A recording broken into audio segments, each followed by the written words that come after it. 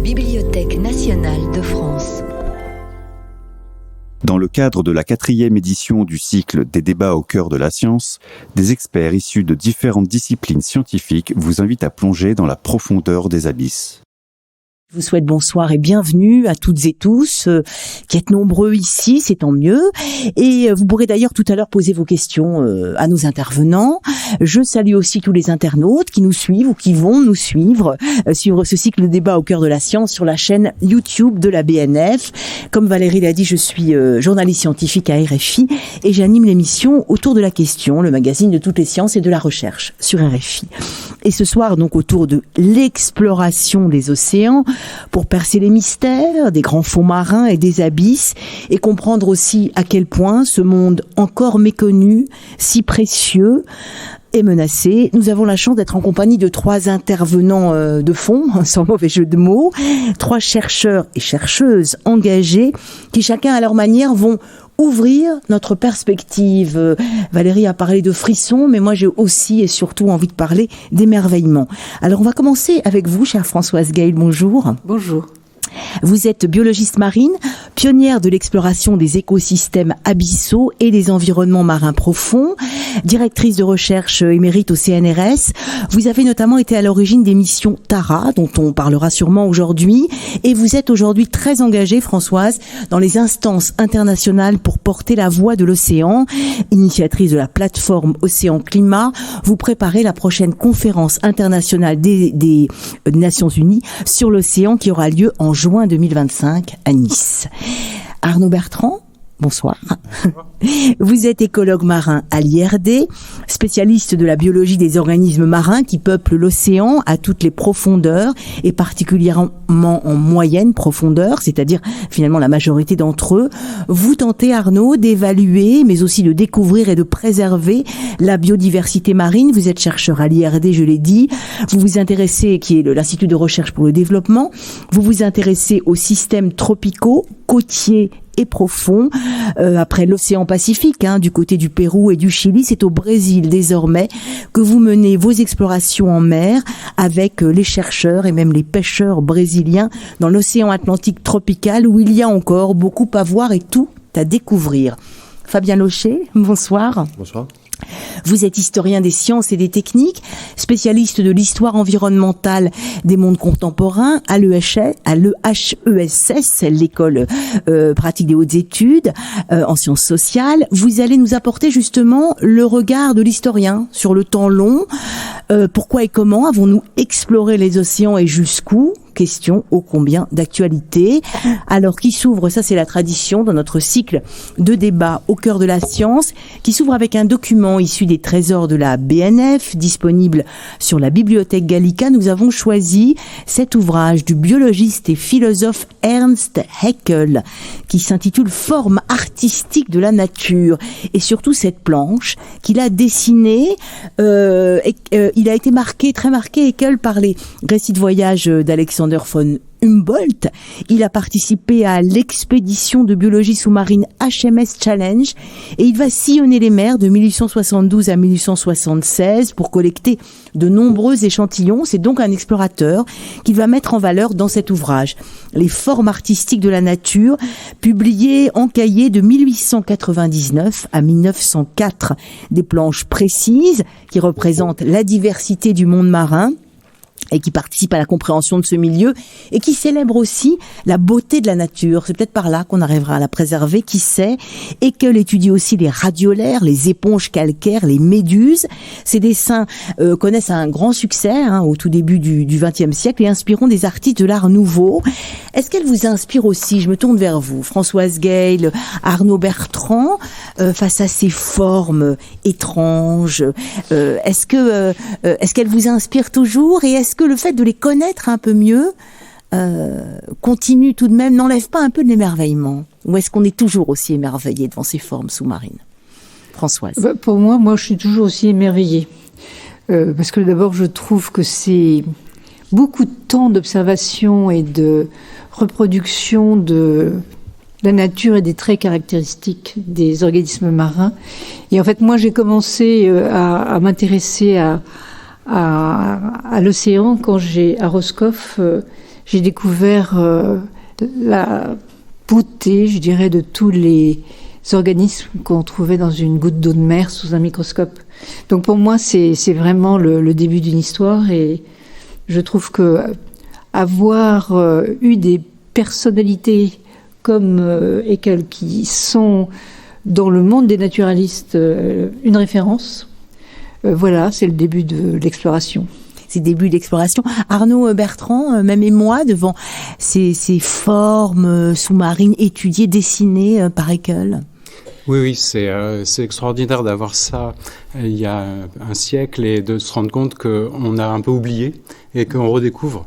Et quand on est en mer et qu'on voit apparaître ces formes, on les fait remonter, on a l'impression de découvrir presque une forêt amazonienne avec tout un monde d'insectes, qui ne sont pas des insectes, mais une diversité inimaginable, des formes presque aberrantes. On se demande presque comment ça peut exister. Et c'est une vie inimaginable, en fait, pour nous terrestres. Inimaginable, ça abrite des millions d'espèces et une biodiversité incroyable qui est quand même encore toujours méconnue, même si on l'explore depuis plus d'un siècle, c'est quand même toujours méconnu et c'est déjà menacé. Enfin, c'est tout va en même temps et trop vite. Oui, là, il y a beaucoup de choses dans votre question. Effectivement, plus on regarde des individus, enfin des organismes petits, moins on les connaît en pourcentage d'espèces. Et effectivement, dès qu'on explore un peu en profondeur, on découvre des nouvelles espèces. Et voilà, elles sont déjà menacées. Ces nouvelles espèces, on va découvrir une nouvelle espèce de poisson à 1500 mètres de fond, et l'estomac va être rempli de microplastiques. C'est ça, en plus, ça on va y venir. Fabien Locher, je me tourne vers l'historien que vous êtes. Donc, paradoxalement, les océans qui couvrent la majeure partie de la Terre sont toujours méconnus. Depuis quand, comment et pourquoi a-t-on commencé, le thème de ce cycle, c'est à explorer les océans? Bon, alors c'est une vaste question. Je pense pas qu'on puisse trouver d'origine l'exploration des océans, parce que voilà, on peut penser au premier plongeur qui est allé il y a des milliers d'années rechercher de la nourriture au fond de la mer. C'est une forme d'exploration. Pour parler de choses plus proches, il y a essentiellement, disons, à l'époque, pendant l'époque que les historiens appellent l'époque moderne, c'est-à-dire 16e, 17e, 18e siècle, il y a essentiellement deux grandes formes de connaissances scientifiques de l'océan. C'est premièrement l'hydrographie, c'est-à-dire le fait pour les marines d'utiliser des objets assez simples, d'ailleurs des outils assez simples pour mesurer le fond de la mer. Et ça sert bien aux marines de guerre, aux marines de commerce. Et c'est en fait cartographier les fonds marins, et surtout les fonds marins à proximité des côtes, pour pouvoir bien naviguer en toute sécurité. C'est d'ailleurs un savoir stratégique qui parfois fait l'objet de secrets dans les marines militaires. C'est pour ça que le service hydrographique de la marine, c'est une des premières institutions savantes créées par la monarchie française. On l'appelait à l'époque le dépôt des cartes et plans. Alors, il y a aussi une autre forme de savoir qui se développe beaucoup à l'époque moderne, c'est ce qu'on appelle le savoir naturaliste, avec l'idée de faire un inventaire de toutes les espèces animales et végétales qu'on peut trouver, disons toutes les espèces vivantes qu'on peut trouver sous la mer. Vous connaissez peut-être Linné, ce grand savant qui décrivait le monde en d'une multiplicité d'espèces dont il tentait de faire la classification. Ça, c'est quelque chose qu'on fait beaucoup en mer. Là, on en a un exemple avec les planches qu'on voit ici. Recueillir les espèces, les identifier, les nommer, les décrire, les mettre dans des collections comme celle du Muséum d'histoire naturelle, ici à Paris, mais aussi ailleurs, dans les ports, etc. Ça, c'est un grand travail qui a eu lieu de décennie en décennie, de siècle en siècle. Si vous allez dans les collections du Muséum d'histoire naturelle, vous avez des coquillages avec des petites étiquettes, 1727, 1832, 1945, etc., etc. Donc c'est l'accumulation aussi. Le savoir naturaliste, c'est un savoir d'accumulation. Ça prend une tournure particulière après l'expédition du Challenger dont vous avez parlé dans les années 1870, parce que là, on va pouvoir utiliser, après 1860-70, des outils plus puissants, des dragues, des chaluts, qui vont aller vraiment en profondeur chercher les spécimens. Et ça barre en brèche une idée qui était assez importante au début du 19e siècle, l'idée selon laquelle il n'y aurait pas de vie au-delà de quelques dizaines ou quelques centaines plutôt de mètres. Donc ça, c'est quelque chose qui a été battu en brèche, notamment parce qu'on a commencé à mettre des câbles télégraphiques au fond des océans. Il y a le câble télégraphique entre les États-Unis et l'Europe qui est mis en place dans les années 1860. Et quand on remonte des bouts de câbles pour les réparer, des grandes profondeurs, on s'aperçoit qu'il y a des organismes vivants qui sont incrustés dessus. et que donc manifestement il y a de la vie en grande profondeur. Donc ça élargit, j'allais dire, la quête des naturalistes pour aller chercher des spécimens un peu partout. Mais ce qui est intéressant aussi, c'est que ce n'est que très tardivement, en fait à la fin du 19e siècle, qu'on commence véritablement à s'intéresser au cycle de vie, au mode d'existence concret en fait des organismes dans les profondeurs. Pas seulement les prendre, les inventorier, les décrire, mais vraiment essayer de les comprendre dans leur mode de vie. Il y a quelque chose qui m'a toujours frappé moi, c'est que si on regarde les poissons comestibles qu'on exploite depuis des siècles, voire des millénaires, donc on pense au hareng, on pense à la morue, on pense aux poissons plats, au sole, etc. Jusqu'aux années 1860-70, on ne sait pas identifier leurs œufs. On pense que les œufs de ces poissons se trouvent dans les herbes près du littoral. Ce n'est que dans les années 1860 que les Norvégiens vont par exemple déterminer que l'œuf de morue est flottant. Il est pélagique, il se trouve pas du tout dans les herbiers littoraux. C'est dire à quel point on ignorait des pans entiers en fait de la vie en mer. Est-ce qu'on imaginerait ne pas connaître le petit de la vache, le petit du mouton, alors que c'était une ressource alimentaire aussi importante, mais dont on ne savait littéralement rien. Parce qu'il fallait les moyens aussi pour pouvoir explorer. Je vous coupe un peu, on va revenir sur cette question historique, mais finalement, j'ai envie de m'arrêter là-dessus, on découvre de la vie jusque dans les plus grandes profondeurs de l'océan, Françoise Guel, même dans ces sources hydrothermales, dans ce qui pourrait être un peu l'enfer, pas sur Terre, mais sous la mer, on découvre de la vie partout dans l'océan. Oui, et c'est ça qui est formidable, hein. D'abord, on vient, nous, de l'océan aussi. La vie est née dans l'océan. Je voulais juste revenir quand même sur quelque chose qui m'importe. C'est la question des formes. Mmh. Parce que, en fait, formes incroyables. Ça fait le lien un peu avec ce que vous venez de dire. Je pense que quand on a des formes qui peuvent être magnifiques, ou simples, ou complexes, ou digitales, ou légères, ce que se pose comme question le naturaliste, c'est comment est-ce que cette forme-là représente une référence pour déterminer une espèce, et donc il va pouvoir à travers cette forme en inférer une classification du vivant. Mais le biologiste, lui, il va se poser une question un peu différente. Il va se dire, mais cette forme, ça veut dire quoi? Quelle est la signification de la forme? Est-ce que c'est quelque chose qui est dû à la génétique, ou est-ce que c'est quelque chose qui est dû à la relation à l'environnement? Et donc cette question de la problématique de la forme a aussi été, par rapport à ce que vous avez dit sur les poissons, etc., à l'origine de la prise en compte de ce qu'on appelait le cycle de vie de l'ensemble des espèces. Et c'est finalement qu'on a commencé aussi à tenir compte de ce cycle de vie qu'on s'est aperçu qu'il pouvait très bien y avoir des organismes à toutes les profondeurs, y compris jusque dans les zones abyssales et adales pour 11 000 et quelques de mètres de profondeur, mais que un organisme, une espèce, pouvait très bien avoir la phase adulte au fond des mers, tout au fond, et puis des œufs, c'est-à-dire de ces formes dispersives, qui remontent jusqu'à la surface. Et ça a remis en cause aussi beaucoup de choses. C'est-à-dire que finalement, le vivant se déploie, non pas seulement dans une zone particulière, son biotope, qui est celui de l'adulte, mais peut très bien avoir une zone géographique en fonction de son stade larvaire, qui peut être immense. Un petit peu comme... par exemple, ce que font les baleines maintenant à traverser tous les océans du nord vers le sud. Donc ça donne aussi un rapport de l'importance de la circulation et de cet élément qu'est l'océan et la façon dont le vivant a pu se déployer, se diversifier et coloniser tous les espaces océaniques. Arnaud Bertrand, je vais vous faire réagir là-dessus, évidemment, parce que vous venez de démontrer, on reviendra sur l'aspect historique, mais là vraiment sur cette question du vivant qui se déploie dans tout l'océan, vous avez démontré au Brésil notamment, si je ne m'abuse, dans cette partie d'océan, une répartition verticale C'est-à-dire que là, on n'est pas dans les plus grandes profondeurs, on n'est pas dans la surface, on est dans le gros de l'océan, que ces espèces montent et redescendent, et du coup, c'est grâce à ça qu'elles sont capteurs de carbone, si je vous ai bien compris. Oui, alors ce que vient de dire Françoise Gaël est très important, c'est-à-dire qu'effectivement, on est dans un monde en 3 dimensions, visqueux, et il y a de la dynamique des courants qui est quasiment, une grande majorité des espèces vont avoir une phase pélagique, c'est-à-dire dans la masse d'eau, et peuvent être transportées sur des milliers de kilomètres. Donc on a cette vision spatiale, mais aussi verticalement, on sait depuis maintenant pas mal de temps que beaucoup d'espèces effectuent des migrations nictémérales entre le jour et la nuit. C'est-à-dire que la nuit, elles vont être proches de la surface, où elles vont profiter de la production primaire, de la photosynthèse. La lumière de la lumière, voilà. Et la journée, elles vont se réfugier en profondeur, elles vont éviter les prédateurs.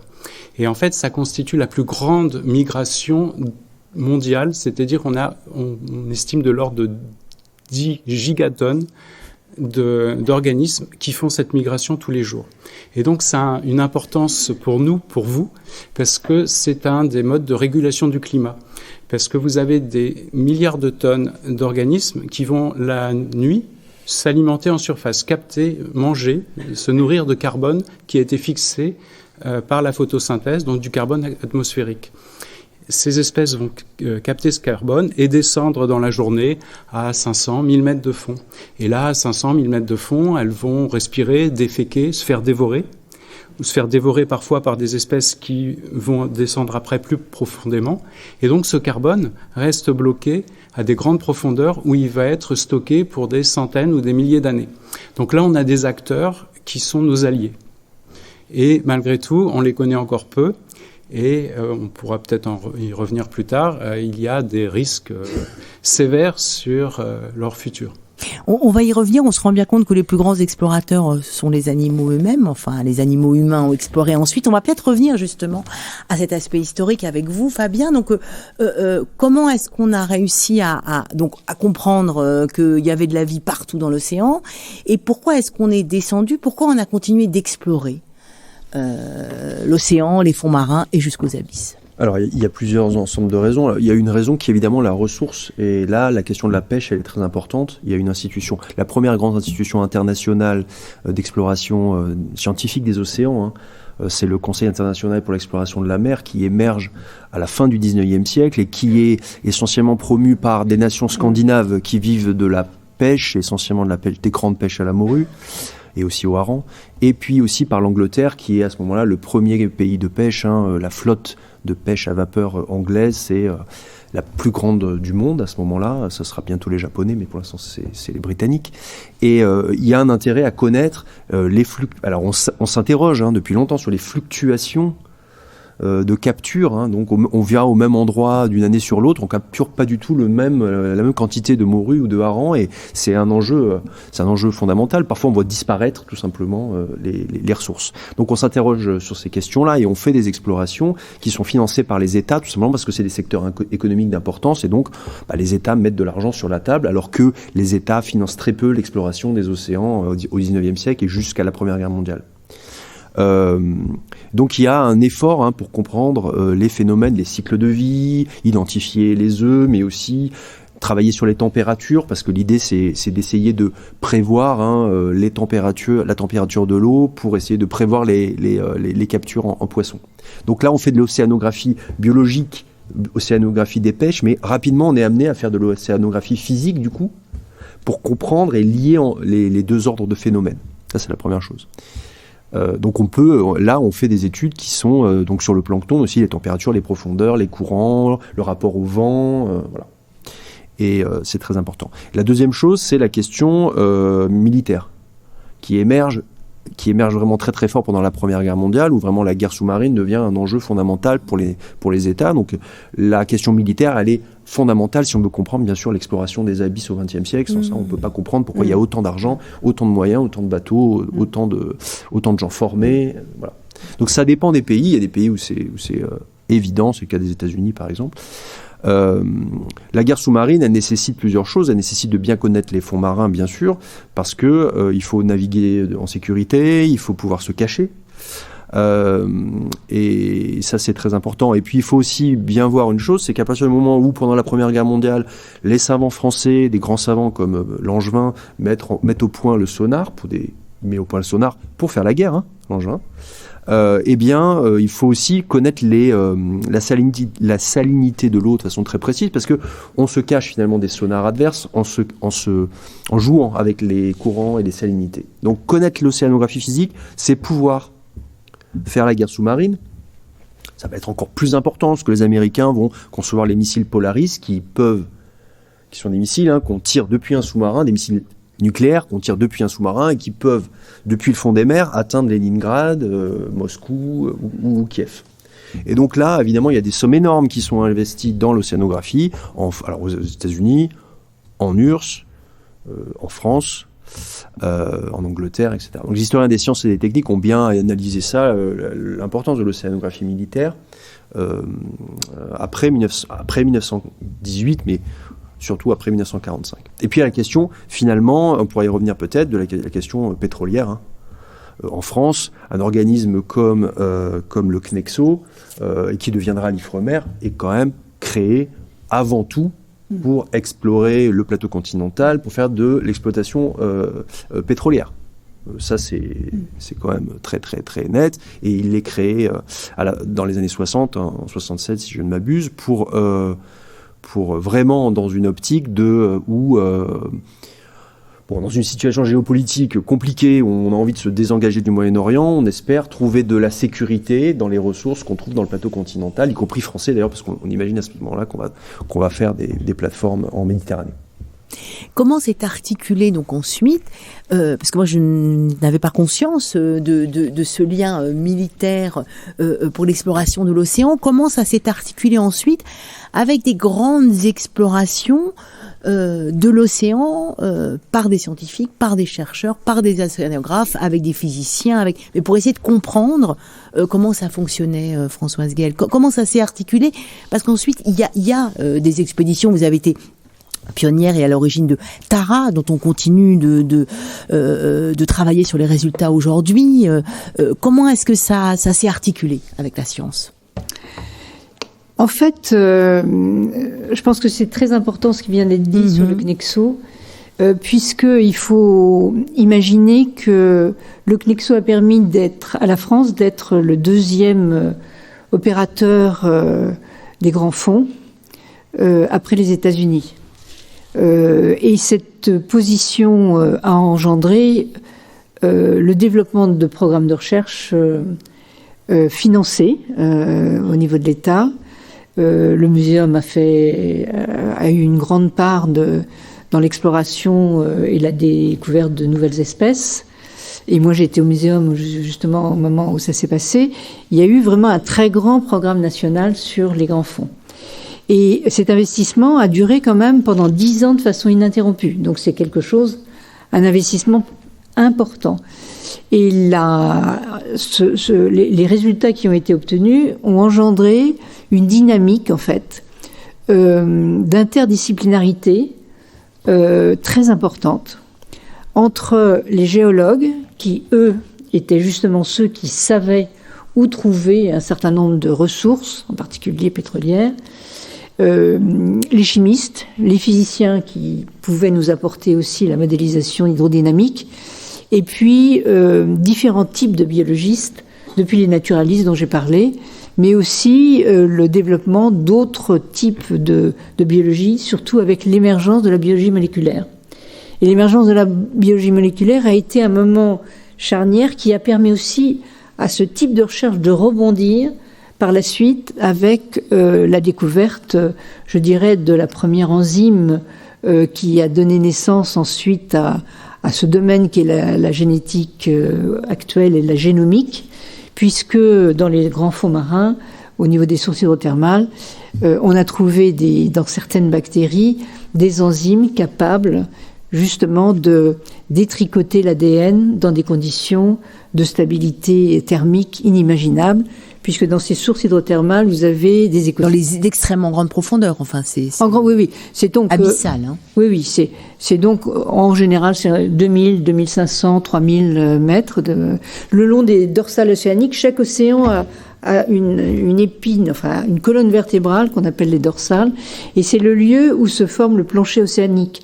À ce moment-là, le magma remonte, se solidifie au moment où il arrive au niveau de la mer, qui est beaucoup plus fraîche, et ça forme une plaque qui va se dérouler après vers le continent, donc ça fait un tapis roulant, et c'est le long de ces dorsales qu'il y a l'émergence de fumeurs noirs ou blancs, etc., suivant leur température, autour desquels on a découvert vraiment des nouvelles espèces, des nouveaux phylums, ce qui est quand même extrêmement rare. Ça a été la plus grande découverte du XXe siècle en océanographie, puisqu'on a des espèces qui sont gigantesques. Puisqu'il n'y a pas de lumière, il devrait y avoir très peu de nourriture. Et on avait auparavant une théorie qui était dite la théorie de stabilité de Sanders, puisque au cours des dizaines d'années où on a fait ces recherches abyssales, on avait une bonne théorie qui nous prédisait les choses en disant, voilà, au fond des mers, il n'y a pas de nourriture et par conséquent, les animaux doivent être tout petits. Et ils étaient en effet tout petits. Et ils étaient tout blancs, dépigmentés, évidemment, puisqu'il n'y avait pas non plus une diversité de longueur d'onde. Et puis, il y avait une diversité spécifique, mais absolument magnifique, extraordinaire. Pour les naturalistes, c'était vraiment l'Eldorado. Pourquoi ? Parce que comme il n'y avait pas de variation de conditions de l'environnement dans ces zones-là, toutes les poussées évolutives, toutes les façons d'évoluer des espèces pouvaient se faire jour. Et donc, on avait un nombre d'espèces. On descendait, on remontait quelque chose, et on était sûr qu'on allait trouver des nouvelles espèces. Donc, c'était extraordinaire pour les naturalistes. Et puis ensuite, ce qui s'est passé, c'est que quand on a trouvé les sources hydrothermales, on a trouvé tout le contraire. Il y avait un très petit nombre d'espèces, mais ces espèces n'étaient pas toutes petites, elles étaient gigantesques. On pouvait trouver des vers qui sont des vestimentifères, donc des nouveaux phylums qui étaient près de 2 mètres de haut, et puis des moules qui faisaient 40 cm de longueur. Des animaux gigantesques, là. Oui, vraiment, avec palourdes, pareil, mais vous voyez, en très petit nombre d'espèces. Donc, en fait, il y avait non pas une infinité, mais très très peu. Et donc, ça a remis en cause aussi cette théorie, et on s'est demandé pourquoi. Et en fait, la biologie moléculaire qui se développait à ce moment-là a permis de montrer que les bactéries qui étaient dans l'eau de mer étaient préemptées par les organismes, les métazoaires, qui les cultivaient de façon différente d'ailleurs, à leur profit. Et ces bactéries leur servaient de petits moteurs, puisqu'elles étaient capables de transformer de l'énergie chimique en énergie organique. Et donc à ce moment-là, ce qui s'est passé, c'est que ça a été vraiment un changement de paradigme. On a compris pourquoi l'origine de la vie pouvait être non pas seulement au niveau de la surface, mais au niveau des profondeurs. Pourquoi ? Parce que, en fait, c'était l'énergie de la Terre, et c'était la chimiosynthèse qui était une alternative à la photosynthèse.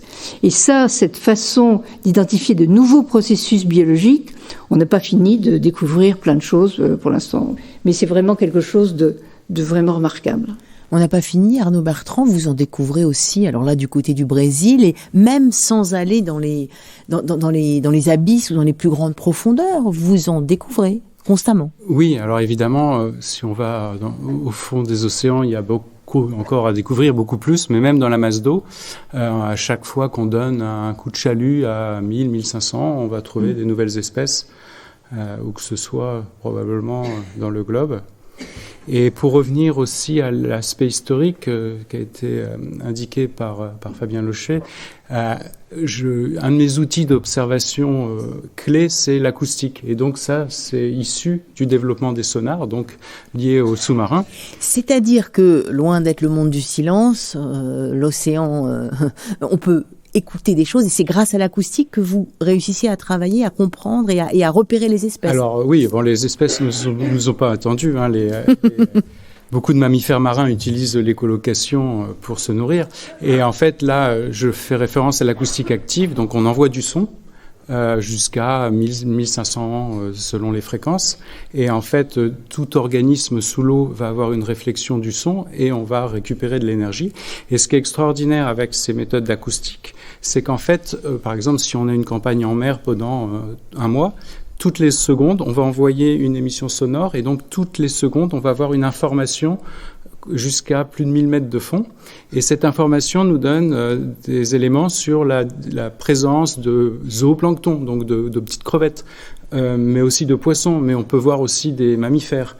Et c'est très différent des moyens d'observation classiques, on va dire un sous-marin, un chalut, un filet à plancton, qui va être très réduit dans le temps et l'espace. Là, on a une couverture, on peut voir les évolutions jour-nuit, on voit comment tous les organismes vont se monter en surface la nuit et vont redescendre en couches, qu'on appelle de couches diffusantes durant la journée, et avoir une distribution très hétérogène dans la masse d'eau. Et ce qui est très intéressant, c'est qu'on voit en direct des interactions trophiques. On peut voir comment une baleine va descendre à 200 mètres. C'est pas par hasard, parce que là, il va y avoir des céphalopodes. Et donc, c'est vraiment une observation intéressante et qui est vraiment fruit de ces recherches militaires. Quels sont justement, puisqu'on est dans les moyens techniques, donc il y a l'acoustique avec le sonar, quels sont les moyens aujourd'hui développés? Et on a parlé de descendre et d'aller. Il y a les naturalistes qui veulent observer, il y a les biologistes, mais il y a évidemment aussi la question des ressources. Mais d'abord, quels sont les moyens techniques qu'on a aujourd'hui? Jusqu'où peut-on explorer l'océan et de quelle manière? Je ne sais pas qui veut répondre. Arnaud peut-être, ou François? Arnaud, oui. Je peux commencer. Quelque chose d'émergent actuellement, c'est l'ADN environnemental, c'est-à-dire qu'on va collecter de l'eau. Et à n'importe quelle profondeur, et on va séquencer l'ADN qu'on va trouver dans l'eau, ce qui nous permet de déterminer la présence d'un requin profond, d'une baleine, d'une bactérie, parce que quel que soit le type d'organisme. On peut avoir une carte postale, une carte postale génétique. Actuellement, il y a un énorme effort mondial pour avoir une banque d'ADN, pour avoir une référence pour toutes les espèces. Donc ça, c'est quelque chose d'émergent. Après, il y a toutes les techniques, on va dire, plus classiques, observation, chalut, filet, piège, sous-marin, mais là, je pense que Gall connaît aussi bien mieux que moi. Voilà, Françoise Gall, surtout qu'en plus, avec la mission Tara, était quand même une des premières à essayer de collecter sur toutes les mers du globe des échantillons de ces formes de vie. Oui, je pense que ce qui est intéressant, puisque moi je suis une océanographe classique, disons, avec Tara, c'est que ça a été l'émergence d'un nouveau concept. C'était formidable pour les scientifiques, parce que quand on faisait une campagne océanographique, en fait, il fallait déjà 2 ans pour faire le projet, puisque en général, on a plusieurs laboratoires qui se mettent ensemble. Et ensuite, il faut que ce projet soit évalué. Et comme il y avait un goulot d'étranglement avec beaucoup de demandes et peu de bateaux, on pouvait encore attendre 2 ans ou 3 ans avant d'avoir la campagne. C'est pourquoi des gens comme moi sont partis aux États-Unis pour essayer d'avoir des navires beaucoup plus facilement, puisque là-bas, le système était totalement différent. Et donc, Tara, dans le paysage français en tout cas, est apparu comme quelque chose de beaucoup plus agile, qui ne permettait pas d'aller partout, mais qui en tout cas avait cette capacité, au niveau de la couche la plus superficielle de l'océan, de pouvoir être exploré de façon particulière, c'est-à-dire a été décidé que l'écosystème planctonique uniquement serait étudié avec des moyens qui étaient des nouvelles technologies concernant la génomique.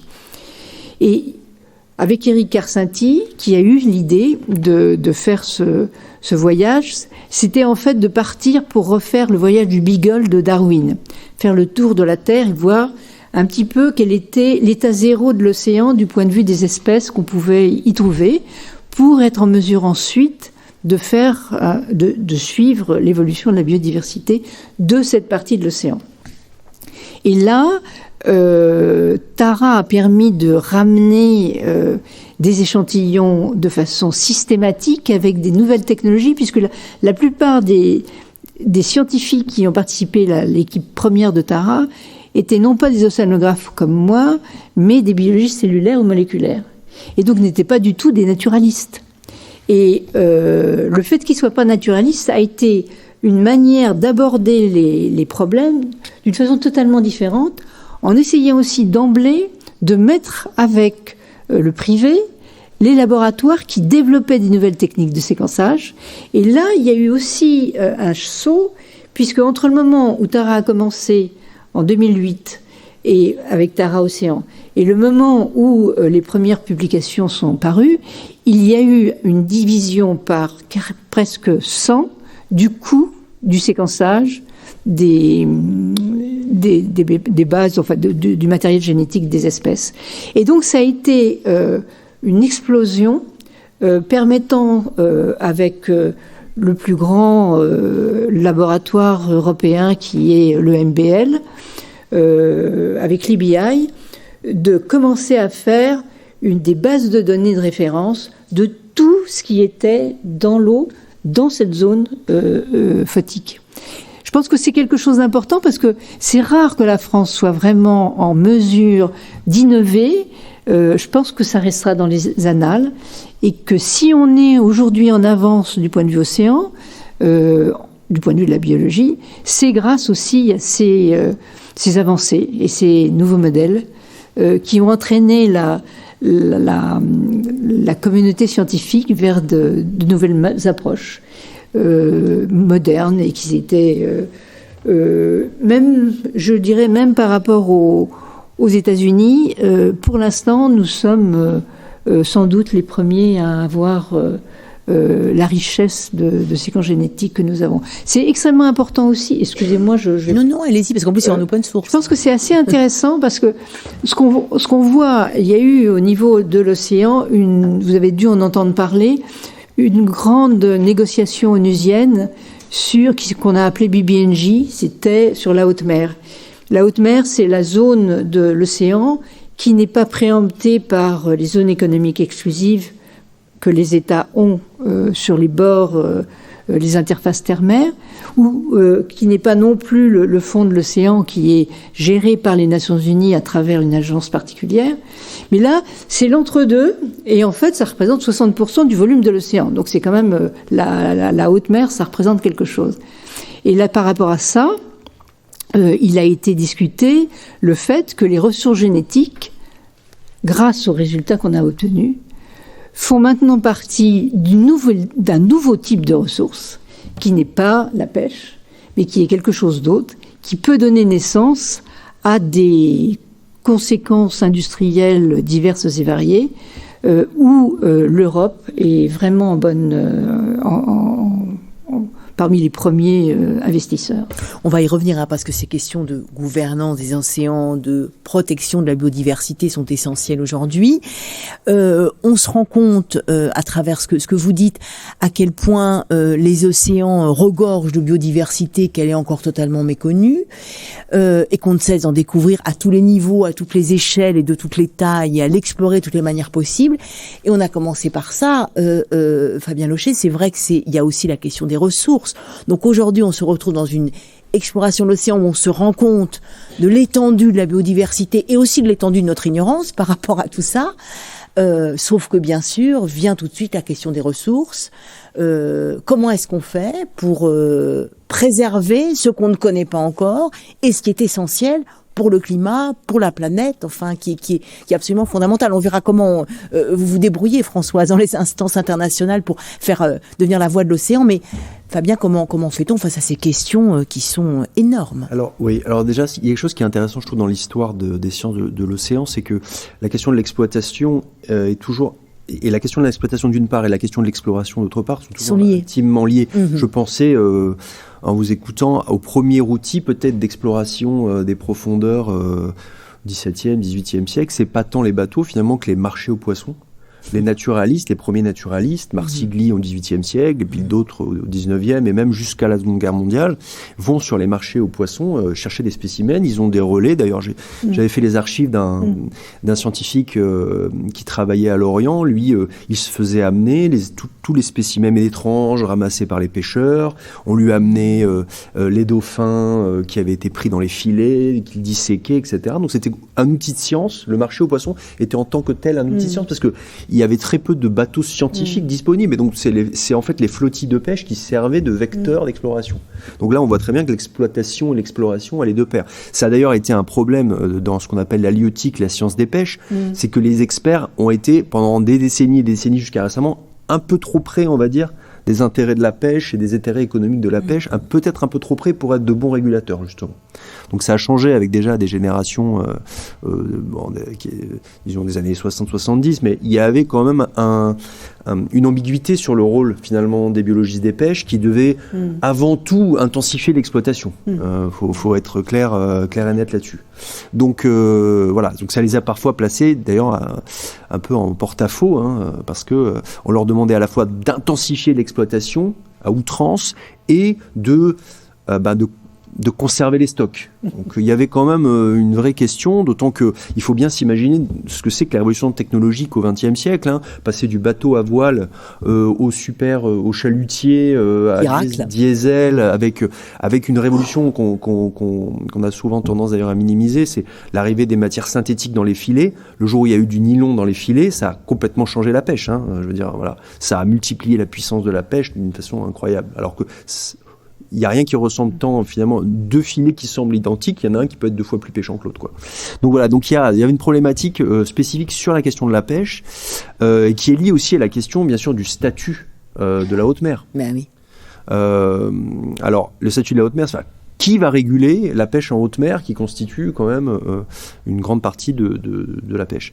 Donc là, ça a été un des grands enjeux, des grandes négociations onusiennes. Il y en a eu 3 grandes depuis 1945, plus celle évidemment plus récente sur la haute mer.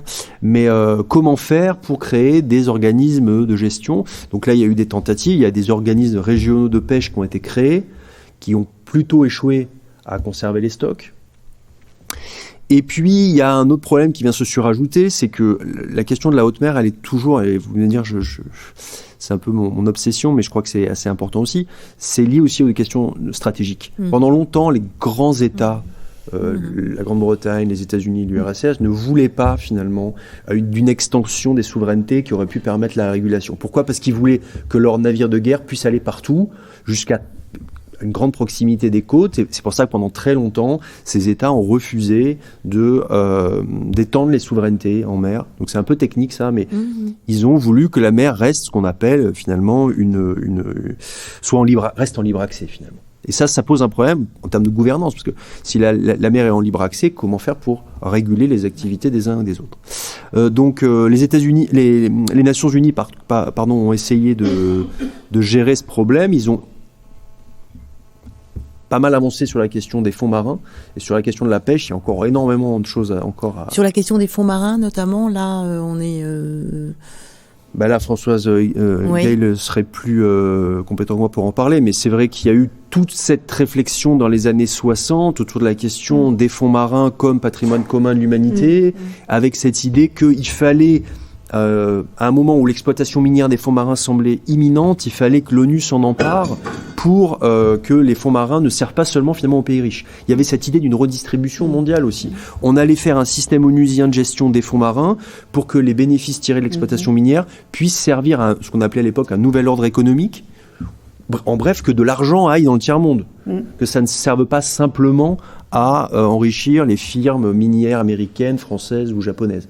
Et alors, il y a quelque chose, c'est quelque chose qui a été un rêve interrompu finalement parce que un rêve d'un point de vue peut-être nord-sud, peut-être un cauchemar d'un point de vue écologique, ça c'est possible, mais en tout cas interrompu par le fait qu'il n'y a pas eu finalement d'exploitation minière concrète des fonds marins à cette époque.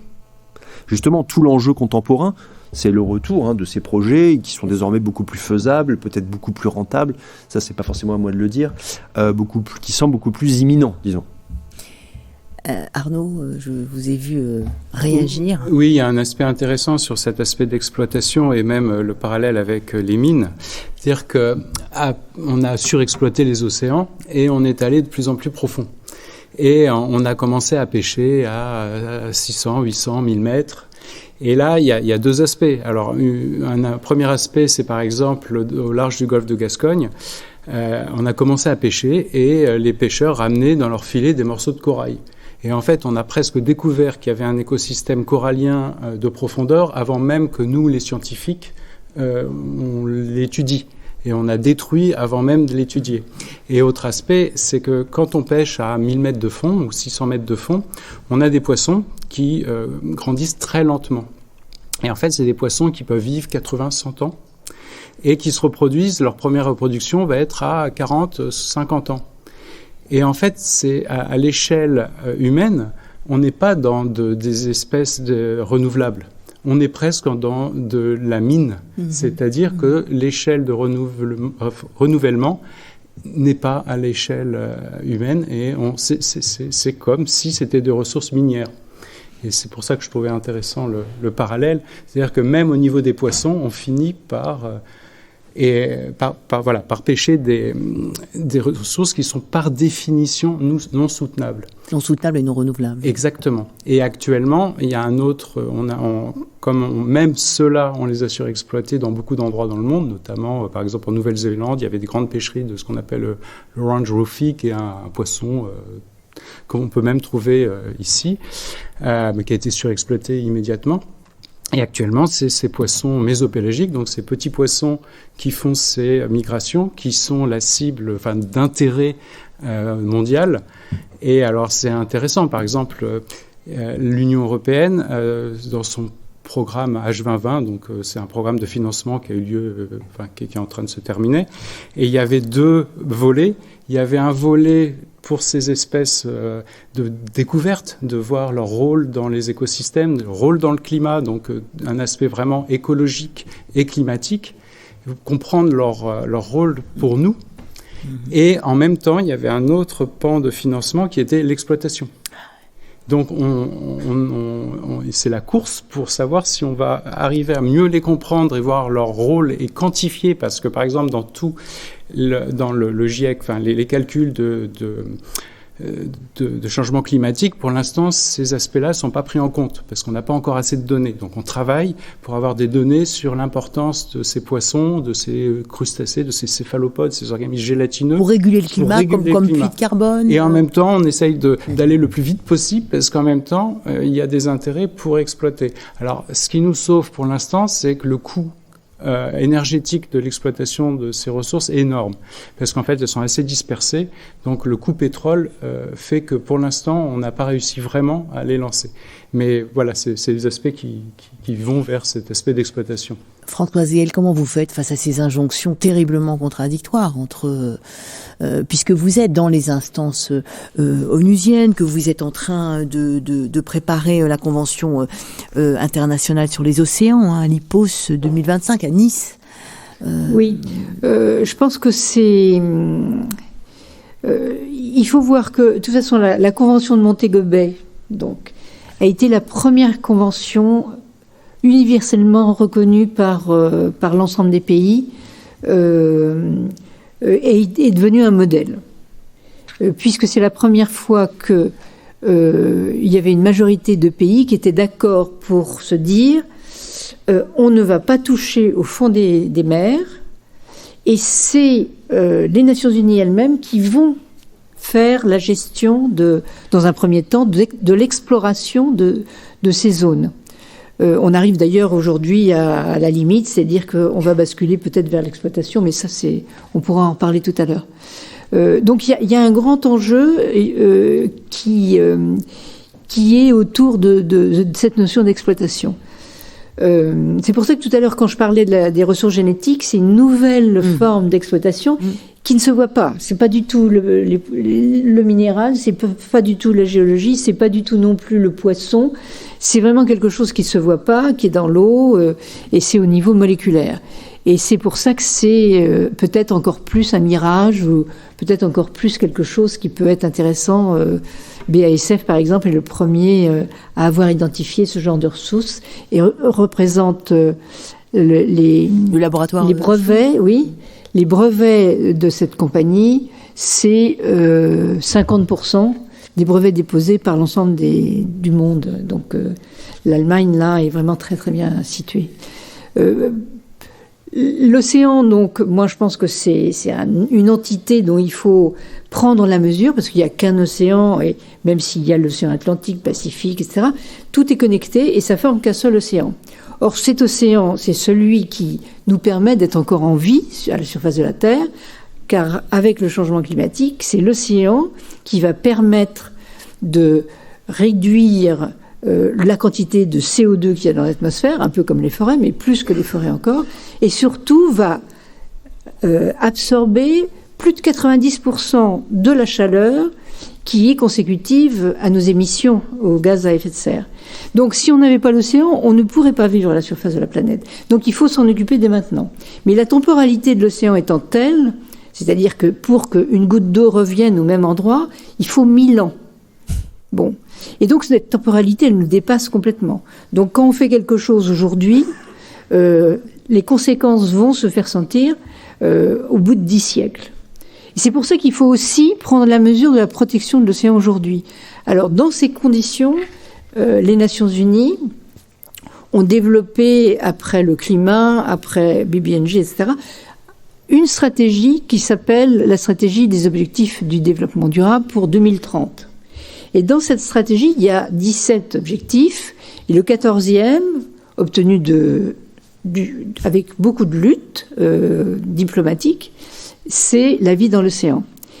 Et compte tenu de l'absence de ce qu'on appelle de COP, comme le climat ou comme la biodiversité, les Nations Unies ont décidé tous les 3 ans, de faire un point sur où est-ce qu'on en est de l'action pour cet objectif du développement durable, de la vie dans l'océan, avec plusieurs aspects, la pêche, les subventions, va-t-on les continuer ou pas, des stocks de poissons, le renouvelable de ces espèces, les ressources divers types, comment est-ce qu'on va les exploiter ou pas, la connaissance avec la recherche scientifique, où est-ce qu'on en est.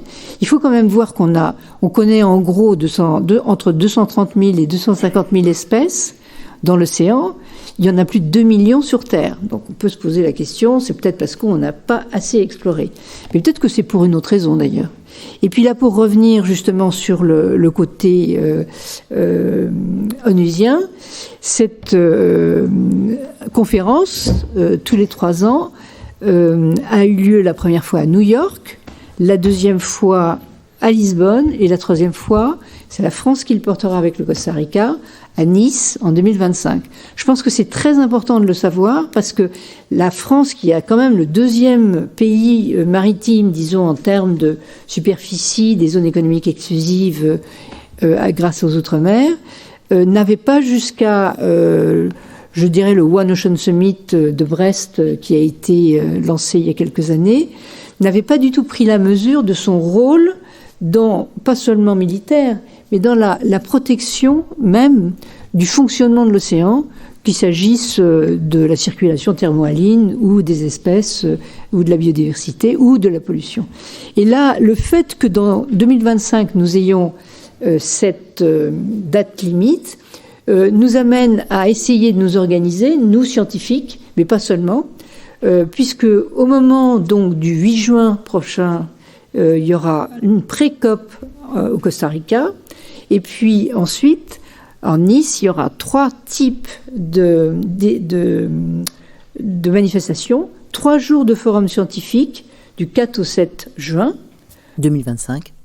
2 jours sur le business océan à Monaco, ça va très bien à Monaco, et puis 1 jour sur un des grands thèmes qui est pour, par exemple, les assurances très importantes, c'est le problème des villes côtières et de la bande littorale, qui est, avec le changement climatique, soumise à tous les déchaînements des éléments, avec la manière dont l'État doit aussi prendre en charge le déplacement des populations, etc.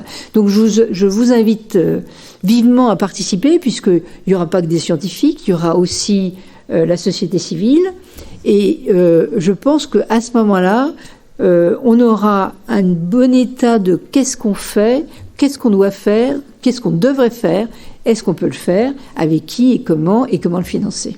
Donc vous avez bien compris qu'il faudra aller à Nice en juin 2025. Arnaud Bertrand, je me retourne vers vous avant de laisser la parole. Il y a certainement des questions dans la salle parce que on a beaucoup évidemment employé le mot écosystème, biodiversité, la vie dans l'océan.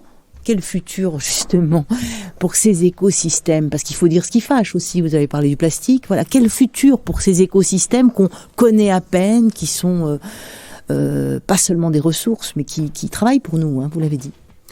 Oui, alors effectivement, elles font face à énormément de menaces. Le plastique, on commence à en entendre parler, mais c'est massif. C'est-à-dire que c'est bien plus que ce qu'on peut imaginer. C'est absolument impressionnant. C'est-à-dire qu'on collecte des organismes, que ce soit du plancton, des poissons, des céphalopodes ou autres. Ils sont tous bourrés de plastique dans les estomacs. Et en fait, ce plastique, le problème, c'est qu'il advecte d'autres polluants. C'est-à-dire, sur ce plastique, on va retrouver du mercure, on va trouver d'autres métaux lourds. Et en fait, on trouve aussi des bactéries. Et du coup, ils sont très appétants pour les organismes. Parce que, en fait, ils ont envie de manger le plastique. Oui, parce qu'en fait, c'est un substrat de bactéries. Et donc, il y a aussi de la nourriture, puisqu'il y a des bactéries. Et donc, c'est extrêmement appétant. C'est vraiment de la nourriture par ailleurs. Mais c'est aussi énormément de poison. Après, il y a énormément de métaux lourds outre le plastique, notamment à la sortie de fleuves, mercure et autres. Et sinon, il y a tous les impacts du changement climatique avec modification de ce qu'on appelle la circulation thermohaline, mais surtout la stratification des océans. C'est-à-dire qu'avec le changement climatique, l'océan de surface se réchauffe et en fait, il y a une différence de plus en plus forte entre la température de l'océan de surface et l'océan profond. Et en fait, ça fait une barrière qui empêche les mouvements verticaux. Et de ce fait, en fait, les nutriments, ils sont en profondeur. Et les nutriments, ils ont besoin de remonter en surface pour arriver à la lumière, pour qu'il y ait de la photosynthèse. Et si les nutriments restent en dessous parce qu'il y a une barrière qui les empêche de remonter, c'est-à-dire que la turbulence n'est pas suffisante pour casser cette barrière, eh bien, ça va réduire la productivité des océans et donc notamment de nos alliés qui vont descendre ce carbone en profondeur. Donc non seulement on aura moins de carbone stocké en surface parce qu'il y aura moins de nutriments, mais en plus la faune globale, là, on a récemment publié un article qui montre qu'en prédiction de moins 20% de cette biomasse en organismes qui migrent à la fin du siècle. Donc c'est 20% d'alliés en moins juste par ces changements dans l'océanographie liée au changement climatique. Donc oui, le panorama n'est pas tellement engageant et il faut s'engager. Il faut s'engager et il faut s'engager, ce que vous faites tous d'ailleurs, en interdisciplinarité. C'est qu'on a besoin de toutes les connaissances pour savoir ce qu'il faut faire, ce qu'il ne faut pas faire et là où sont les soucis. Je vais peut-être me retourner vers le public, voir si ça suscite des questions. On peut continuer notre conversation, hein, mais peut-être que vous avez des questions. Et dans ce cas, ça serait le moment. Oui, il y a une main qui se lève. Vous allez avoir un micro, hein, ça arrive tout de suite. Ici, là, un peu plus devant, mais il y en a peut-être d'autres que j'ai pas vues. Ah oui, là aussi, pardon. Vous aurez droit ensuite. Oui, je voulais savoir, il n'y a pas des bateaux qui existent pour nettoyer justement la mer concernant tous ces plastiques ? Si, il y en a, mais il faut regarder le coût. C'est presque comme une aiguille dans une botte de foin. C'est-à-dire, vu la façon dont le plastique va se fragmenter, il va devenir microparticulaire, nanoparticulaire, et vu l'immensité de ce on l'a appelé 7e continent, moi je pense que c'est pas quelque chose qui est très rentable écologiquement. J'allais prendre l'exemple plutôt qui est la même chose, de vider la mer à la petite cuillère. Ouais. Et en fait, je vais donner une anecdote. J'ai une amie qui travaille à Marseille depuis 30 ans pour essayer de limiter les déchets plastiques en mer. Et en fait, depuis 10 ans, elle voit tout l'argent qui est mis dans les microplastiques. Et ça l'agace profondément, parce qu'en fait, elle essaye d'empêcher le plastique d'arriver en mer depuis 30 ans. Elle n'avait pas de financement, et aujourd'hui, il y a énormément de financement pour étudier l'impact des microplastiques une fois qu'ils y sont. Ouais. Donc c'est à la source qu'il faut s'attaquer. Absolument. Il y avait une autre question, oui.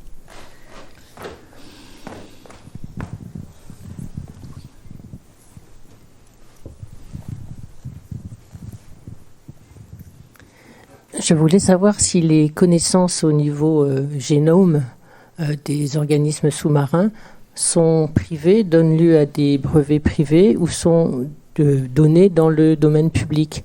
Parce qu'au niveau du génoscope, il y a eu déjà des luttes pour que le génome humain ne soit pas privatisé comme voulaient certains organismes américains. Et je voulais savoir qu'est-ce qu'il en était pour les fonds sous-marins. Oui, c'est une bonne question. En fait, la communauté scientifique dans son ensemble souhaite que les séquences génétiques identifiées soient en données ouvertes, que tout le monde ait accès. Ça, c'est un principe. Et vraiment, toute la communauté scientifique est d'accord. Simplement, il y a des séquences qu'on peut trouver dans la mer, qui peuvent être séquencées par des privés, qui déposent des brevets non pas sur, je dirais, des gènes fonctionnels, mais des séquences génétiques dont on ne sait pas quel est le rôle, et qui ont la possibilité de le déposer dans une banque. Donc c'est semi-privé, puisqu'on a identifié qu'il dépose quelque chose, mais simplement on n'a pas accès à la séquence elle-même. Ça, c'est parce que ça ne vient pas des organismes eux-mêmes, c'est dans la mer. Et pour ça, dans l'avenir, ça va être un combat à renouveler, je pense, sans arrêt. Oui, il y a monsieur là-bas. Oui, donc ça m'a interpellé quand vous avez parlé des 40% de brevets chez BASF. Et est-ce qu'on va être un peu comme certaines choses qui se sont passées sur l'humain, sur l'hépatite, par exemple, où des boîtes seront capables de breveter du vivant et d'en avoir effectivement l'exploitation. Non, c'est une bonne question. Je pense que le fait qu'il y ait... ils ont commencé avant... moi, je pense qu'il y a 30 ans, ils ont commencé déjà à avoir des séquences. Il n'y avait pas du tout la facilité qu'il y a actuellement. Ça a été un investissement pour eux financier. Et donc, ils ont déposé vraiment des brevets au moment où il n'y avait pas cette connaissance foisonnante des séquences génétiques actuelles. Donc, il y a ce problème-là. Aujourd'hui, on ne peut pas déposer des séquences fonctionnelles de façon privée. Même si on les a, d'ailleurs, on peut très bien ne pas le dire, hein, on les a, mais on ne peut pas le privatiser. Ça ne veut pas dire qu'il n'y a pas des séquences qui sont déjà connues pour être fonctionnelles et exploitées déjà. Bon, voilà. Donc, c'est un problème. Question aussi.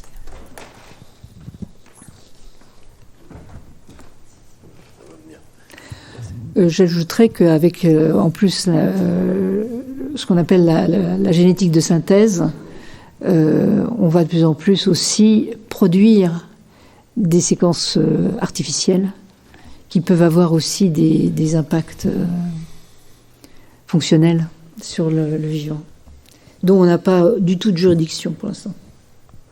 Oui, je voulais vous poser 3 questions en fait par rapport à la notion du temps, parce que ce qui m'a impressionné, Monsieur Bertrand, vous disiez que vous avez des espèces que vous avez retrouvées qui avaient 40 ans et en fait pour évoluer, donc qui commençaient à se reproduire à 40 ans et ils pouvaient vivre très longtemps. Mais comment vous savez si l'espèce a disparu, qu'elle peut aller jusqu'à 100 ans? Alors, en fait, elles n'ont pas forcément disparu, simplement elles ont été surexploitées, c'est-à-dire un des premiers groupes de travail auxquels j'ai participé dans la fin des années 90, c'était des groupes de travail en acoustique et il y avait des collègues néo-zélandais qui travaillaient donc sur cette ressource, l'orange roughy. Et en fait, on sait que cette espèce peut vivre 80, 100 ans, se reproduire à 30 ou 40 ans. Et en fait, elle a été tellement vite surexploitée que ils ont... En fait, en Nouvelle-Zélande, il y a un système... c'est un pays extrêmement ultralibéral et en fait la recherche dépend de l'exploitation. Et en fait pour pouvoir faire des études sur une espèce donnée, il faut l'exploiter, sinon on ne peut pas. Et donc il y avait des plans pour continuer à exploiter cette espèce, ce qui permettait de continuer à l'étudier. Et c'était absolument aberrant, c'est-à-dire qu'il y avait une récupération de quelques pourcents du stock, je me souviens à l'époque, donc on parle de la fin des années 90, pour 2050. Donc elles n'ont pas forcément disparu, simplement leur stock s'est effondré, c'est-à-dire que cette espèce-là, on estime que 98% de la population a disparu en quelques années d'exploitation. Arnaud, Fabien. Fabien, non, j'aurais voulu faire une remarque. En fait, je pense c'est quelque chose qui me frappe toujours à propos de la pêche. Il y a une espèce d'image de la pêche qui est complètement, euphémisée. Et je pense que c'est lié aussi à la publicité qui est faite. Vous savez, rien que le terme petit bateau, ces petites choses-là. Il faut bien voir que la pêche a été identifiée comme un des principaux facteurs de dégradation de l'océan. Ça concerne à la fois les espèces qu'on pêche. Deuxièmement, ça concerne les espèces qu'on attrape alors qu'on ne voulait pas les pêcher et qu'on rejette à la mer, donc les espèces, les prises accessoires, c'est des millions de tonnes par an. C'est tous les poissons qui sont pêchés par ce qu'on appelle les engins fantômes, c'est-à-dire on perd un filet en mer, il est en nylon, j'ai dit tout à l'heure, maintenant, ou dans d'autres matières plastiques, donc il dérive et il continue à pêcher. Donc les poissons viennent dedans, meurent, pourrissent, au bénéfice d'absolument personne.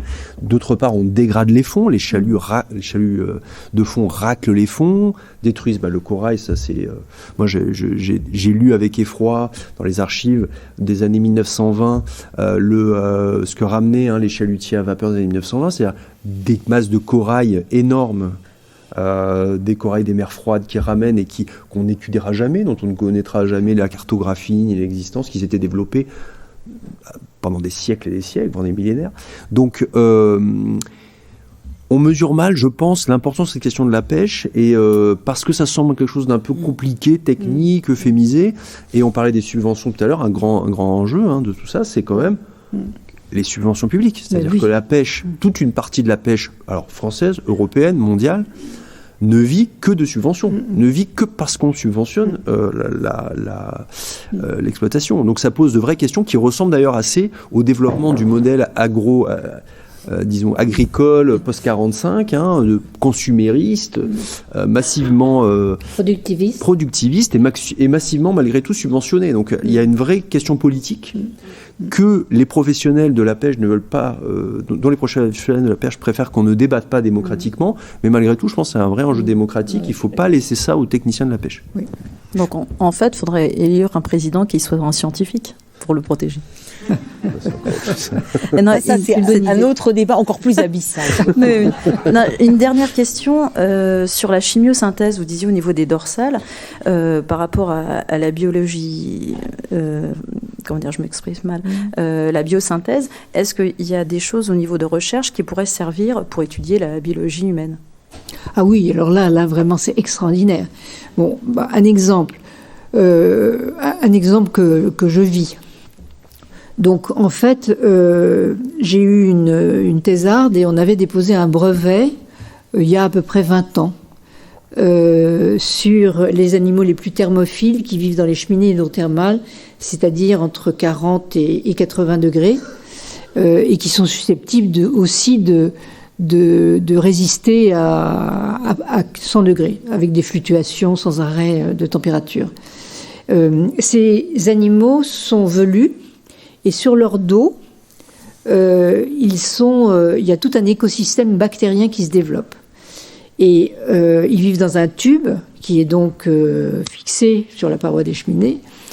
Et puis, on voyait bien que suivant la taille de l'animal, les bactéries changeaient de forme, de couleur, etc. Donc il y avait une diversité. Donc, on a commencé à étudier ces bactéries et à regarder qu'est-ce qu'elles sécrétaient.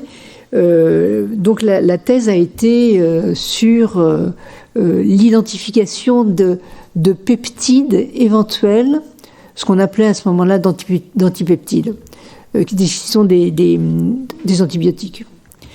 Et on a identifié un antibiotique très particulier qui permettait à l'animal de n'être colonisé que par un type de bactérie bien précis. Et cet antibiotique empêchait n'importe quelle autre bactérie, il y en avait des milliards, de venir se coloniser cette bestiole, Alvinella pompeiana, le ver de Pompéi. Et donc, on a déposé ce brevet, et puis cette thésarde est devenue prof à l'Université de Lille, elle est devenue, maintenant, elle est à l'Institut Pasteur, et ce brevet est en train d'être utilisé, disons, pour, je ne peux pas en parler beaucoup, mais les propriétés de cet antipeptide, mais pour moi, c'est hallucinant, c'est-à-dire c'est vraiment génial. C'est quelque chose qui peut permettre de pallier à toute attaque bronchique par n'importe quel autre virus, bactérie, etc. Donc voilà quelque chose qui est en train d'être fait. Alors, évidemment, après, il y a le temps pour l'industrie du test, voire etc. Mais je pense là, c'est juste un petit détail, mais tous les processus moléculaires, cellulaires d'adaptation de ces bestioles, mais c'est vraiment extraordinaire ce que ça pourrait donner comme nouveaux résultats dans les domaines de la santé. Mais pas seulement dans les domaines de la santé. Ça peut être des polymères, par exemple, qui sont résistants pour tout l'agroalimentaire. Ça peut être aussi des structures qui peuvent servir à des matériaux particuliers. Il y a vraiment un univers de créativité à l'œuvre, là, qui pourrait être... qui vont donner lieu, j'en suis sûre, à des découvertes. Et est-ce que vous connaissez le magazine Espèces ? Il y a des articles qui paraissent aussi de ce que vous faites. Oui. Ah non, oui, je connais le magazine Espèces, mais c'est vrai qu'on n'a pas... Oui, parce que vous parlez de vulgariser, mais c'est vrai que c'est des choses dans des magazines vraiment spécialisés. Oui, mais là, je ne peux pas en parler trop, justement, peut-être tant que c'est pas... Il faut attendre. Il faut 10 ans entre le moment où on découvre et le moment où on peut en parler. Voilà. Mais c'est très, très intéressant. Oui. Ah non, c'est génial, c'est vraiment génial. Et moi, j'ai d'autres idées, par exemple, il y a des espèces différentes dans le Pacifique et dans l'Atlantique. Dans le Pacifique, c'est vraiment des zones très très chaudes, c'est un océan jeune, dont les plaques se déplacent entre 11 et 16 cm par an. Vous voyez, c'est à côté des Galapagos, il y a 16 cm par an d'espace de plaques qui est formé. Dans l'océan Atlantique, c'est un plus vieil océan. Et donc, il n'y a plus que 2 cm par an. Et les espèces ne sont pas les mêmes. Et donc là, c'est des vers qui sont dans le Pacifique. Et dans l'Atlantique, c'est des crevettes, par exemple. Et ces crevettes, alors elles ont trouvé une autre stratégie, c'est-à-dire elles utilisent les bactéries, mais elles les mettent dans l'équivalent de leur bouche, dans leur thorax. Elles les cultivent aussi. Et simplement, il semble que l'énergie qu'elles utilisent vienne de l'oxydation du fer. C'est quelque chose de très simple, très très simple. Mais à partir de cette oxydation du fer, ça génère un certain type d'énergie qui peut permettre à un écosystème aussi bactérien de se développer et de donner une nourriture qui n'est pas habituelle dans ces profondeurs.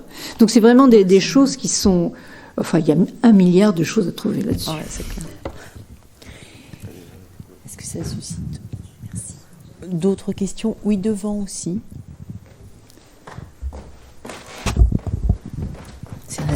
Un univers vraiment. Ouais, un univers. Moi, j'ai une curiosité par rapport aux explorations individuelles qui parfois suscitent la passion médiatique. On a en tête un cinéaste américain qui, je crois, il y a plusieurs années, est descendu très profond dans la fosse des Mariannes. Et puis l'année dernière, voilà, la catastrophe de cette exploration autour du Titanic. Oui. Est-ce que ces tentatives sont adossées à un projet scientifique sérieux? Et quel est le regard de la communauté scientifique sur ce type d'exploration? Cameron, oui, pour moi, c'est du sérieux, parce que d'abord, il a suivi les campagnes scientifiques, moi je le connais, donc c'est quelqu'un il a une passion de l'image, et son projet a été à la hauteur de ce qu'il voulait faire. C'était vraiment de sérieux.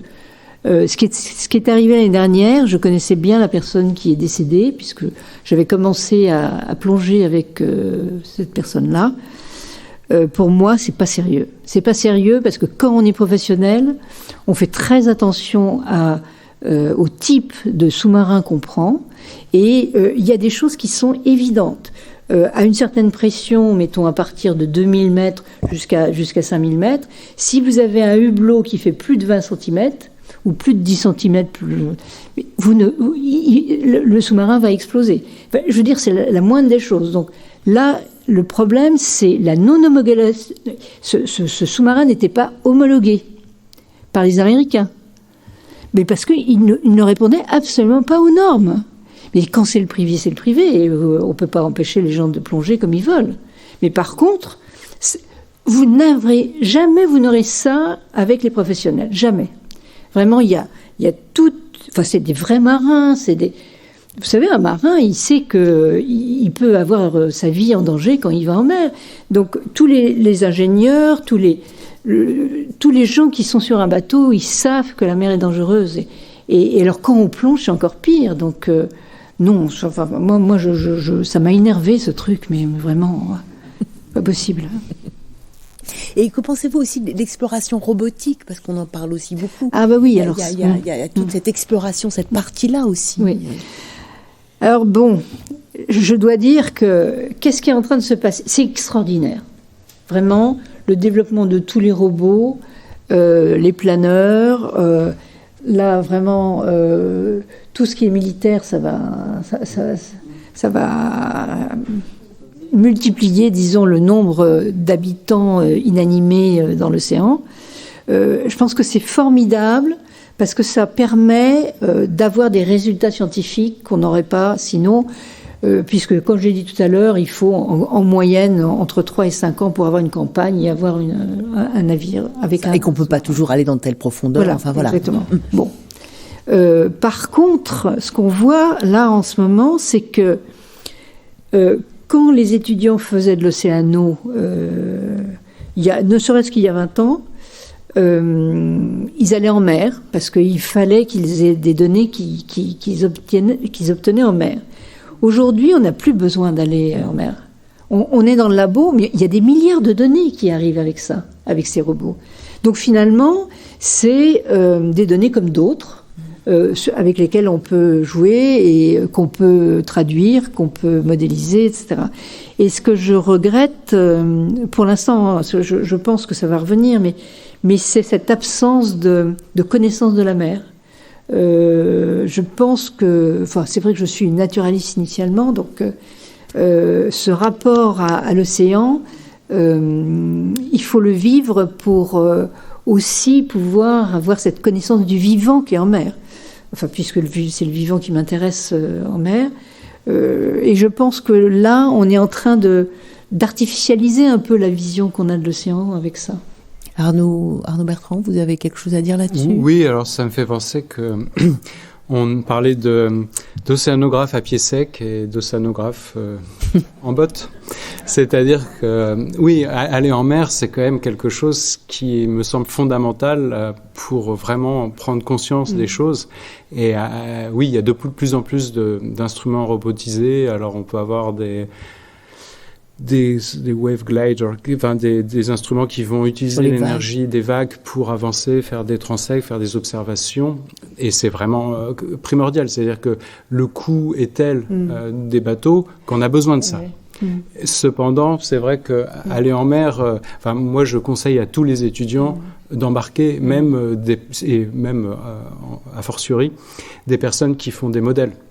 Parce qu'on finit par créer des modèles et perdre un certain sens si on n'embarque pas, si on ne va pas voir sur place. Donc les robots, bien sûr, c'est un allié, mais embarquer me semble essentiel. Oui, là aussi. J'avais une question. Oui. C'est un peu lié à mes propres intérêts, mais je ne sais pas si vous pouvez répondre, mais est-ce que vous avez vu, comme dans la littérature et tout ça, il y a tellement des animaux marins imaginaires, parce qu'il y a beaucoup de choses qu'on ne comprend pas. Alors, je voudrais savoir si vous avez vu aucun rapport entre les animaux imaginaires et les nouveaux animaux que nous sommes en train de découvrir. Jolie question, je ne sais pas qui veut s'y coller. Moi je veux bien en parler, c'est-à-dire c'est vrai que quand on plonge et qu'on voit des animaux qu'on n'a jamais vus et qu'on n'a même jamais imaginés, parce que même dans la littérature ils n'en parlaient pas, quand j'ai vu les Riftia, Pachiptila, qui sont des trucs qui sont plus grands que moi, bizarres, c'est des vestimentifères au fond des mers, enfin à côté des sourcils thermales, avec un rouge vif, alors que j'avais toujours vu dans l'abyssale que des animaux blancs, dépigmentés, rouge vif, qui arrêtait pas de bouger dans un tube blanc immaculé. Je me suis dit, mais c'est quoi ce truc, vraiment. Et alors, quand vous avez le hublot, donc quand vous regardez, puisque vous regardez à travers un hublot, la bestiole vous paraît immense à travers le hublot, parce que l'épaisseur du hublot est telle que ça grandit la chose. Voilà. Donc ça c'est vrai que c'est quand même un choc quand on voit ça. Et puis, donc ça existe. Et puis l'autre truc qui m'a le plus frappé, c'est ce qu'on appelle les jambos. C'est une sorte de pieuvre, mais minuscule et qui est rose, qui est extrêmement élégante, très vaporeuse, et qui finalement, quand on la regarde, paraît immense, mais qui est toute petite, mais qui, toujours avec cette histoire de hublot, paraît beaucoup plus grande qu'elle n'est. Par contre, le nombre de gens qui m'ont posé des questions sur cette pieuvre, justement, ou ce grand machin qu'on ne connaît pas, on n'a jamais vu ça. Jamais vu ça. À part les baleines, qui me paraissent très grandes. Et ces vers géants, des profondeurs, ces animaux... Oui, là, mais 2 mètres, quoi. Et les calmars géants, non? Il y a cette... ça, ils existent... Oh oui, mais bon. Ça c'est un peu la mythologie... C'est 6 à 7 mètres, mais c'est pas quand même... C'est pas mal, quand même, 6 à 7 mètres. Ah oui. Arnaud moi, je m'attendais à 20-30 mètres. Oui, non, enfin, quelque part, le monde imaginaire est en deçà de ce qu'on peut voir, ce qu'on peut observer. C'est-à-dire, à la fois dans une goutte d'eau, je sais pas, des foraminifères, ça a des formes incroyables. Des foraminifères. Oui. C'est comment? Alors, des acariens c'est presque des petites nautiles, disons. Ouais, ça fait comme des... C'est une coque. Oui, c'est ça. Ça peut être des soucoupes volantes, ce que vous voulez. Et après, des organismes plus grands. Et en fait, c'est bien au-delà de ce qu'on peut avoir vu dans tous les films fantastiques. Ouf. Est-ce qu'on va arriver... On a encore 5 minutes, on aura un tout petit peu de temps, donc on peut encore prendre des questions, si le téléphone s'arrête. Donc moi, je voulais bien parler d'un projet qui va être présenté aux Nations Unies donc, en 2025 et qu'on appelle l'IPOS, ça veut dire International Panel for Ocean Sustainability. L'idée qui a présidé à ce projet, c'est en fait... voilà, maintenant, tout le monde accepte le fait que le changement climatique est une évidence. Et le GIEC, donc les scientifiques du GIEC ont joué un rôle déterminant dans cette prise de conscience. Il a fallu 30 ans pour qu'on y arrive, mais on y est arrivé. C'est pas pour autant on fait les choses qu'il faudrait faire, non pas encore, mais en tout cas, on sait qu'il faudrait faire quelque chose. Pour l'IPBES, pour la biodiversité, il y a 7 entités, mais il n'y a rien pour l'océan d'équivalent. Et donc, cette idée d'IPOS a été présentée de cette façon-là, surtout aussi parce qu'en fait, on est un certain nombre à penser que le plus grand problème qu'il va y avoir dans l'avenir, ça va être l'usage de l'océan. L'usage de l'océan en termes de présence, en termes d'artificialisation, en termes d'impact, qu'il s'agisse de la pollution, après le changement climatique, mais aussi l'artificialisation, ce qu'on appelle, c'est-à-dire en fait, qu'est-ce qui reste de naturel ? L'océan est le dernier espace naturel sur Terre, mais qu'est-ce qui reste de naturel ? Et si on ne fait pas attention dès maintenant, compte tenu de sa durée de vie, dont j'ai parlé, de sa latence, etc., il faut maintenant qu'on essaye de modéliser comment cet océan va-t-il se comporter demain pour savoir, nous, quelles seraient les conséquences aussi sur l'espèce humaine et comment l'espèce humaine pourrait-elle réguler l'usage de l'océan. BBNJ a été justement aussi des négociations qui sont importantes. Et là, donc, en fait, on est en train au niveau international, d'essayer de concevoir quelque chose qui soit un peu comme le GIEC, mais beaucoup mieux encore, si c'est possible, c'est-à-dire moins... ce qu'on voudrait, c'est que la connaissance que cet exercice permet soit diffusable, actionnable, partageable et compréhensible par tout le monde, et qu'on soit aussi en mesure d'avoir une évaluation des actions qu'on fait liées à la connaissance qu'on aurait grâce à ce travail des scientifiques. On peut que soutenir un projet pareil. Je sais qu'il y avait une question, il faudrait qu'elle soit courte. Oui. Allez-y avec la voix, mais on est vraiment, c'est très court. Ouais. Au 7e continent, est-ce qu'au niveau international, il y a des actions qui ont été... Oui. Là, en ce moment, en ce moment, c'est le PNUE, c'est-à-dire l'UNEP, la structure environnement des Nations Unies qui est en train de réaliser la confection d'une convention plastique. Et ça, c'est beaucoup de travail. Il faut 10 ans pour qu'on y arrive. Mais on va y arriver. On va y arriver, ça c'est sûr. Merci en tout cas à tous pour votre présence. Merci à nos 3 intervenants, Françoise Gaël, Arnaud Bertrand et Fabien Locher. Je vous renvoie évidemment, alors cher public ici présent et chers internautes, sur les ouvrages de nos invités, mais aussi sur la super bibliographie et filmographie préparée par Yveline dans les équipes techniques de la BNF. Vous pourrez d'ailleurs consulter les ouvrages cités ici. Il y a une présentation de ces ouvrages en salle C, disponible jusqu'au 26 février. Et la filmographie sur les abysses et les océans est disponible bien sûr sur le site de la BNF. Un grand merci pour toutes vos questions pertinentes. Merci pour nous avoir fait passer un peu de la beauté de l'océan est précieux et la vie qu'on ne connaît à peine dedans est précieux. Merci à vous tous. Rendez-vous si vous voulez bien, ici même, à la BNF le 7 mars prochain pour nous interroger sur l'exploration des pôles. Cette fois, jusqu'où et comment, surprise, émerveillement, certainement au programme de cette prochaine exploration. Et je vous renvoie aussi sur RFI, Radio France Internationale, et l'émission Autour de la question, du lundi au mercredi à 15h10 sur de Paris ou en podcast. À volonté, bonne soirée à toutes et tous et merci à la BNF, au service sciences et techniques et à l'équipe technique.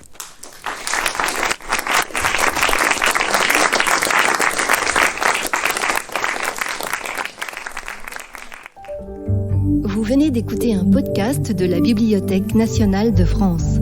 Retrouvez les conférences, rencontres et créations de la BNF sur toutes les plateformes de podcast ainsi que sur le site bnf.fr.